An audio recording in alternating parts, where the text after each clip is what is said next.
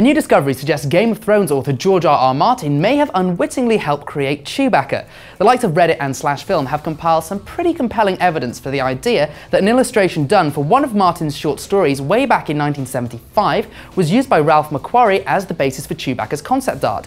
So in '75, McQuarrie was working on the concept art for Star Wars. There were lots of variations there from the finished product, including the fact that Luke Skywalker was a woman, but it's a bit of a struggle to see any link between this Chewbacca and the one we know today. Now, McQuarrie confirmed later that while George Lucas liked the design, he reckoned it could be pushed further. As a result, the decision was made to take off the flak jacket and generally explore other options. Now, this is where the connection comes in. Before his death, McQuarrie explained how Lucas helped with the development of Chewbacca. In essence, the director gave his friend a bundle of artwork along with more descriptions.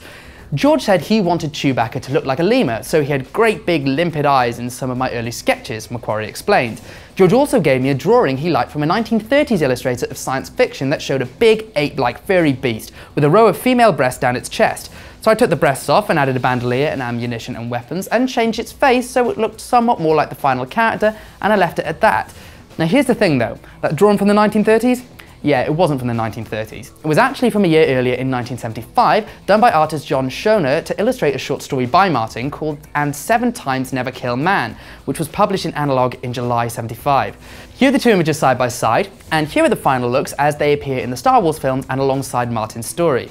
So it's important to note that this kind of thing isn't unusual, and there is no suggestion that Lucas knew the sketches were any more recent than he claimed. Concept art created by artists other professionals admire is often used as a source, and the finished products certainly look reasonably different.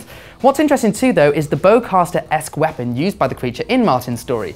Did the Star Wars prop department see the original sketch and decide to riff on it a little bit? So there you have it. A story by George R.R. Martin certainly seems to have inadvertently provided the inspiration for Chewbacca.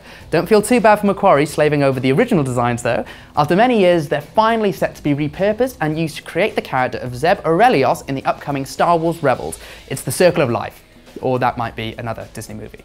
But for more movie news, stay with IGN.